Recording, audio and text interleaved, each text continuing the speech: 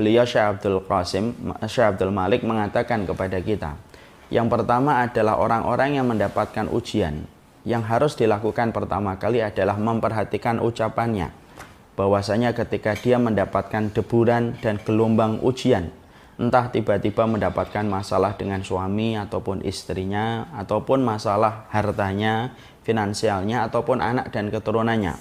Pertama kali apapun musibah yang menyapa, lalu kemudian menyapa pada kehidupan kita, maka pastikan bahwasanya kita harus memperhatikan ucapan kita. Karena ucapan itu menggambarkan bagaimana problem kita selanjutnya. Karena tanpa kita sadari Rasulullah sudah mengatakan kepada kita, "Fala taqulu ilal khair fa innal malaikata yu'minuna 'ala ma taqulun." Janganlah kamu ngomong kecuali yang baik, karena sesungguhnya malaikat itu bekerja untuk selalu mengaminkan apapun yang kalian ucapkan. Makanya tidak ada agama yang paling detail mengatur bagaimana ucapan manusia sesuai dengan apa yang Allah ridhoi kecuali adalah Islam. Sampai detail bagaimana Allah memberikan malaikat raqib, malaikat yang selalu mengawasi setiap ucapan-ucapan yang disampaikan oleh manusia. Menunjukkan kepada kita bahwasanya Masya Allah, jangan pernah remehkan ucapan terutama ketika mendapatkan ujian, karena ucapan itu akan diaminkan oleh para malaikat dan Allah akan bekerja sesuai dengan ucapan yang keluar dari mulut kita. Makanya perhatikan di dalam Islam itu bagaimana ketika kita marah disuruh diam, karena banyak sekali ucapan yang mengundang kemurkaan Allah disebabkan ketika kita marah lalu tidak mendengar petunjuk Nabi. Salah satunya ketika marah lalu berkomentar banyak dan akhirnya melukai banyak orang. Makanya mari kita perhatikan bagaimana Ummu Salamah ketika meninggal suaminya Abu Salamah. Maka yang diperhatikan oleh Ummu Salamah pada saat itu adalah doanya. Beliau mengatakan, "Inna lillahi wa inna ilaihi raji'un. Allahumma jurni fi musibati wa akhlif li khairan minha." Ya Allah, segala sesuatu milik Engkau dan kembali kepada Engkau. Maka berikanlah pahala atas musibah yang aku peroleh dan berilah pengganti yang lebih baik. Itulah ucapan Ummu Salamah ketika beliau wafat suaminya. Orang-orang ramai, saudara-saudaranya berkata kepada Ummu Salamah, siapa yang lebih baik daripada Abu Salamah? Orang yang begitu baik, begitu bersahaja, begitu berwibawa dengan usia tuanya. Dan siapa pada saat itu yang lebih baik daripada Abu Salamah? Tapi ternyata Ummu Salamah tetap yakin dengan kekuatan apa yang diucapkan oleh lisannya. Karena Ummu Salamah yakin bahwasanya ucapan yang baik itu akan mengundang pertolongan Allah. Maka apa yang terjadi? Allah hadirkan pada teras kehidupan Ummu Salamah yang tidak pernah diduga, tidak pernah direncanakan, dan tidak pernah dibayangkan oleh Ummu Salamah. Ternyata yang datang menggantikan Abu Salamah untuk melamar Ummu Salamah yaitu adalah Rasulullah Shallallahu Alaihi Wasallam. Dan jelas beliau lebih baik daripada Abu Salamah. Inilah yang disebut dengan kata-kata. Makanya dalam Islam kata-kata ini sangat mempengaruhi dalam kehidupan kita. Mungkin ada banyak kemudahan yang kita peroleh disebabkan kata-kata yang baik yang sering kita ucapkan dan kita pilih dengan hati-hati. Karena kita tahu bahwasanya setan selalu menjadi penumpang gelap pada kata-kata yang keluar dari lisan kita. Atau bisa jadi tanpa disadari banyak ucapan, banyak hal-hal buruk yang kita peroleh disebabkan karena ucapan-ucapan yang kita keluarkan. Maka malaikat itu bekerja untuk mengaminkan apapun yang kita ucapkan. Makanya maaf ya, sampai air minum saja itu merespon ucapan kita. Kita mendapati ada air minum, kalau kita ucapkan kata yang baik, dia akan membentuk molekul yang baik. Tapi kalau kita ucapkan dengan kata-kata yang buruk, dia akan membentuk molekul yang buruk, yang mendatangkan keburukan bagi kesehatan kita. Bahkan tanaman itu pun ternyata beda. Kalau kita nyiram tanaman dengan lembut, kata-kata yang baik, dia akan tumbuh lebih segar. Tapi kalau kita cela tanaman sembari kita siram, maka pasti tanaman itu akan tumbuh tidak sesuai dengan apa yang kita bayangkan gara-gara ucapan yang buruk mengiringi ketika memperlakukan mereka.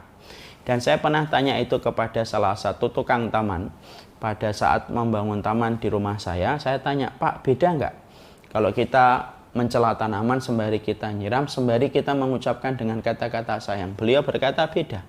Beda, Mas.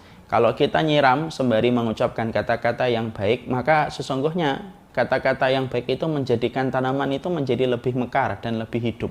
Beda dengan tanaman apabila kita menyiramnya dengan cara mencelanya, menghujatnya, menggunakan kata-kata kotor, maka tanaman itu tidak sesuai dengan apa yang kita bayangkan.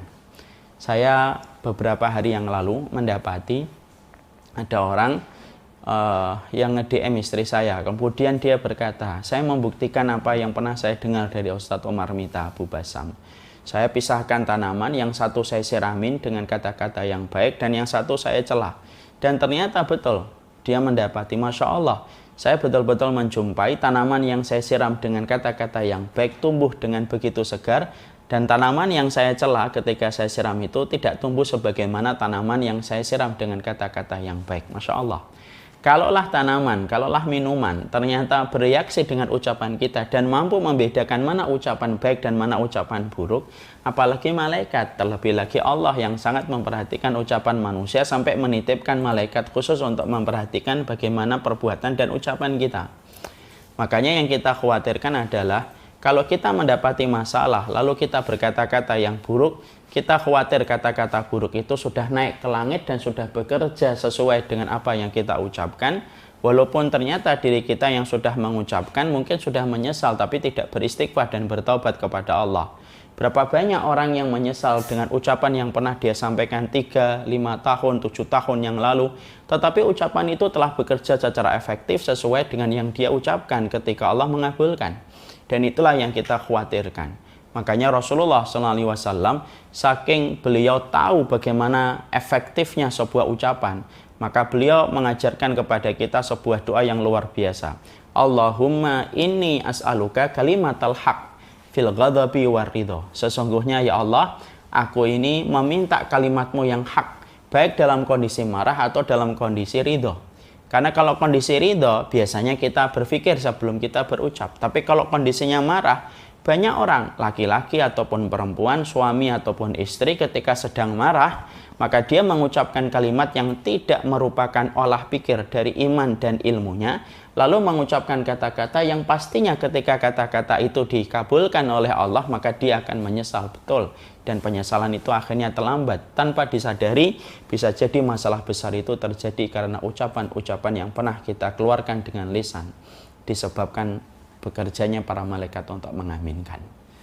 Makanya pernah mendapati sebuah kisah nyata, mungkin sudah pernah dengar, ada seorang ibu-ibu memiliki anak kecil, tiba-tiba anak kecil itu menyenggol vas bunga, pecah. Maka refleks dia marah karena vas bunga itu merupakan vas bunga peninggalan dari orang tuanya.